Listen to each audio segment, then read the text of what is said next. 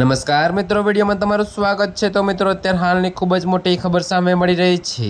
ત્યારે મિત્રો, તમને જણાવી દઈએ કે પૂર્વ ક્રિકેટ કેપ્ટનના ઘર પર બોમ્બથી હુમલો।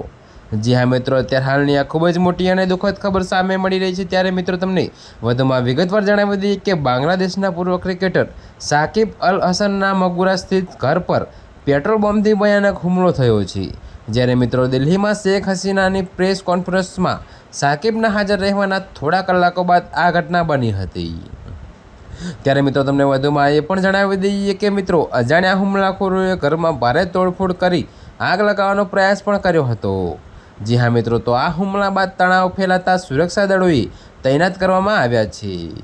ત્યારે મિત્રો, અત્યારે હાલ માટે આટલું જ। મળીશું નવી અપડેટ સાથે। અને જો તમને અમારા વિડીયો પસંદ આવતા હોય તો વિડીયોને લાઇક, કોમેન્ટ, શેર અને અમારી ચેનલને સબસ્ક્રાઈબ કરવાનું ભૂલતા નહીં મિત્રો।